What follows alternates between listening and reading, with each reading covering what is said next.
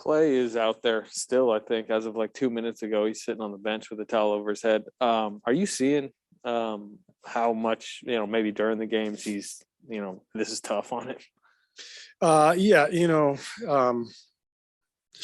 I just try to put myself in his shoes. And, the good news is he's nearing the finish line on this, but, he can't help but stop and think about, how much he's lost the last couple of years, just on a personal level. He loves the game so much, and not being able to play, not being able to really be a part of the team the way he wants to. It's been pretty emotional for him. And he's a very, very, human, he's very human. I guess that's what I'm trying to say. Like he's vulnerable. He's emotional. That's what makes him such a beautiful person. I mean, he just cares, and he loves the game, and he loves the work, and he wants to be part of everything. And all that's been ripped away the last 2 years. So there's times where he's been, pretty down.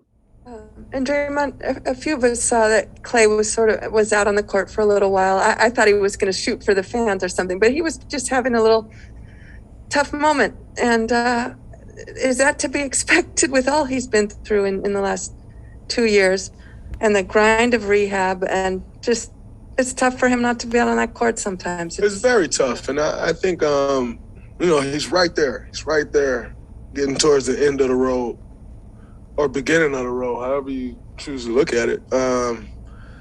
And he had these days from time to time, and I mean, I understand it as far as I can understand without going through it. I don't know many people that love basketball the way Klay loves basketball, that loves competing the way he loves competing.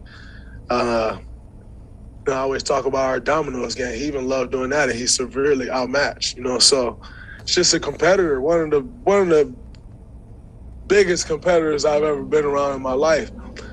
And you see this, he is a part of it, so don't get me wrong, but you want to impact the game. You want to have your presence out there, make your presence felt.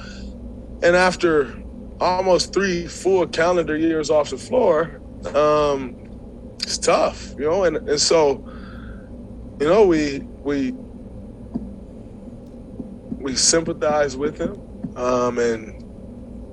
but we have to be right there and continue to push him, continue to try to get him to the finish line or the start line, as I said before. But, he tends to have these days from time to time, and I mean, who am I to judge or even try to figure it out? I can just show my love, show my support, try to push him.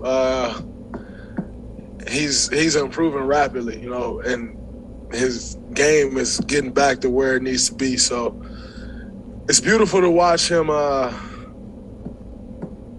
conquer his journey that he's been on, and he's conquering it. And, like I said, he's right there. He's almost there. But, if you talk to someone in prison, a lot of guys say the toughest days are the ones when you're getting ready to come home. So we feel for him, but we're going to continue to be there for him, continue to push him, and wait with open arms for these next few weeks, in hopes that he'll be back pretty sooner rather than later. Have you watched any of his scrimmages?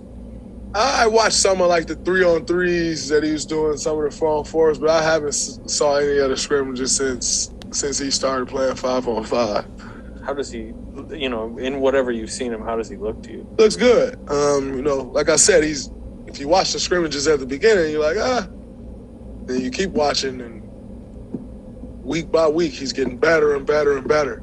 And so it's beautiful to see from where he was when I first saw the scrimmage to where he is now is like night and day. And it's so beautiful to watch and see his hard work start to yield results, because, when you're coming off a couple injuries like that, small wins are huge wins. And playing well in pickup is huge for your confidence. So happy he's building that confidence. It's great to see him starting to turn that corner and get his feel back. And but his shot never leaves. But, you know, it's different when you're standing there and just shooting in drills and then you get that game action. So just seeing that come back and all of a sudden he's not short on all his shots like he were. Like, shots are starting to look just like Klay Thompson shots or shot normally looks. And so he's getting there, and it's great to see. And I'm looking forward to seeing him play more 5-on-5 and then obviously getting him back out there with us.